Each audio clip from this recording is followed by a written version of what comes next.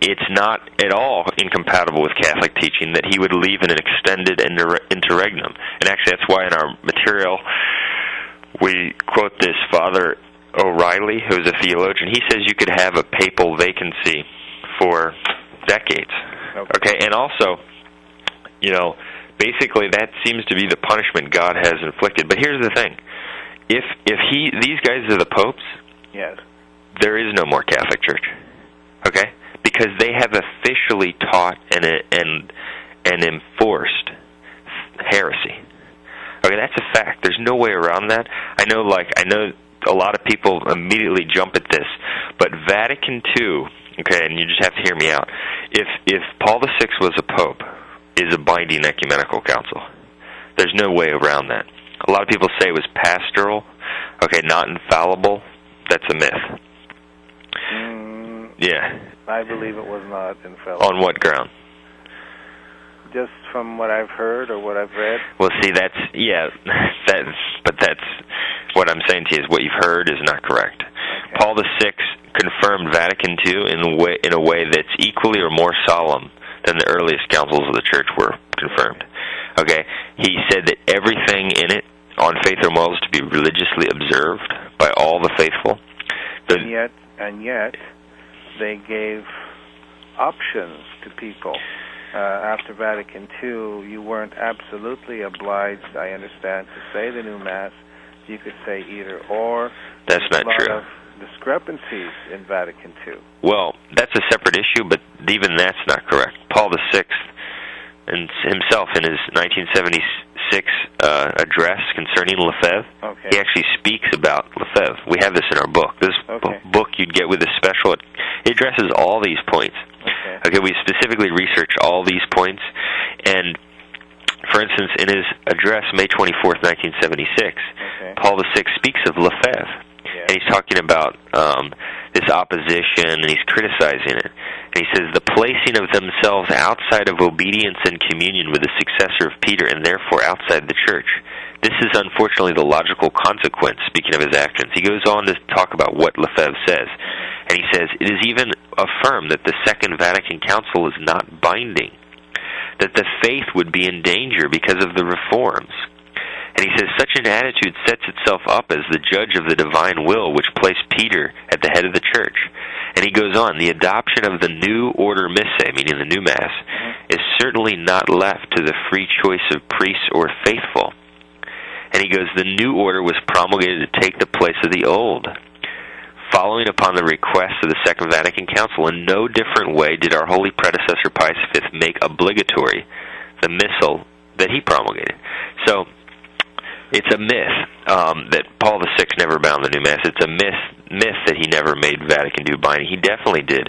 There's also something called the Ordinary and Universal Magisterium. Okay, the Church, the Magisterium is exercised either in its solemn capacity when a pope proclaims a truth of faith or morals with extraordinary language, or when something is been made clear, okay, to the universal Church in language such as like a pope indicates that the Catholic Church has always believed this, and so on. Well, the idea that the hierarchy of the Vatican II Church, that it's, quote, popes, its bishops, don't believe that Vatican II is the teaching of the Magisterium, Paul VI says that. Every bishop who holds jurisdiction in the Novus Ordo Church would say that. If you ask them, is Vatican II an ecumenical council? They would say yes, every single one of them. If it's an ecumenical council, then that means that its declarations on faith or morals are teachings of the Church.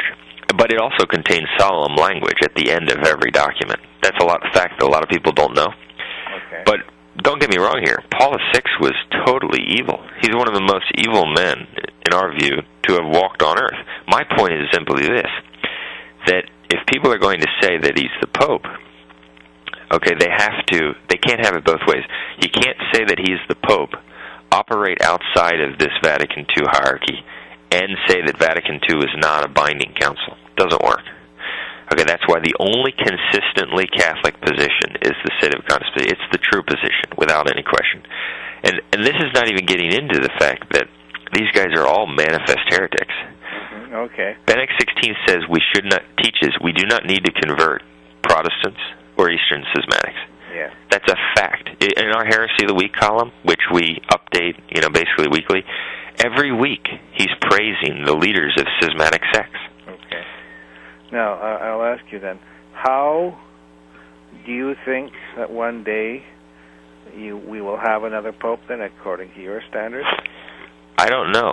I don't believe it's required. We might, but it's possible that this vacancy could be basically what will persist until Christ comes, which we believe that, this is not occurring in Rome just as another crisis, we believe. We believe it's clear that we're in the last days here. Okay. And that's clear not only from what's going on in Rome, but basically Okay, so you believe we're nearing the end of the world? Oh, yeah, I believe we're very... How about this? You know about Fatima, and you must believe in that, right? Yes, I do. And you believe in La Salette. Correct. Now, the thing is this. Both in The Secret of La Salette and in Fatima, they talk about the era of peace. At La Salette, Our Lady distinguishes that it's going to be 25 years. And she says, then again, men will fall and whatever, da-da-da. So the thing is, this era of peace will come, and Our Lady said that the Pope has to consecrate Russia to the Immaculate Heart of Mary, and it's got to be done in union with all of you. Yeah, I actually wrote a whole article on this. Okay, so I'm... Second. Then on top of that, our Lord said to Sister Lucy, I believe it was her in particular, he says that the consecration will take place. He either said it will be late or very late. Yeah, I know. What I'm saying to you is all these points are addressed in my whole article on this, which is in our book. So it's called The Whole Truth About the Consecration and Conversion of Russia. And this, again, is another point that a lot of people, since they've been brainwashed on this issue, they immediately reject the facts. It's sort of like when someone tells them about sedevacantism.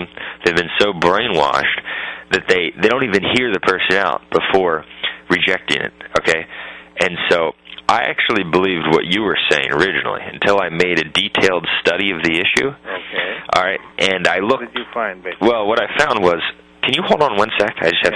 Yeah. Prayer transforms hearts of flesh into spiritual hearts, tepid hearts into zealous hearts, human hearts in...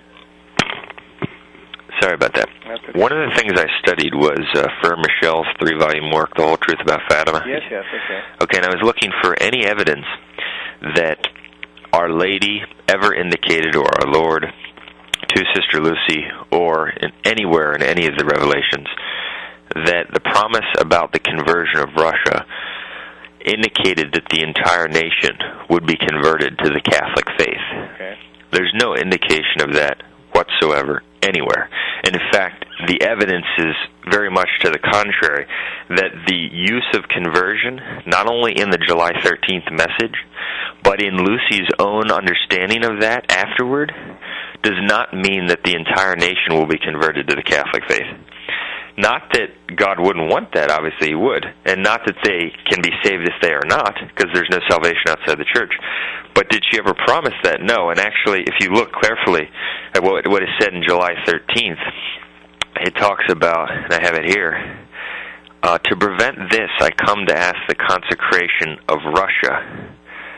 Oh, actually, before that, it talks about, when you see a night illuminated by an unknown light, I know that one, yeah. Know that is great sign that God's going to punish the world by means of war, hunger, and of persecution of the Church and of the Holy Father. Right.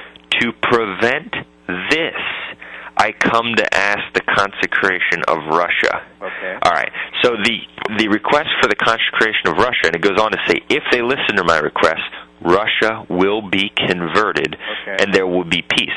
It's clear that the promise of conversion refers to a conversion of Russia from those three things mentioned: war, persecution of war, of hunger, and a persecution of the Church and the Holy Father.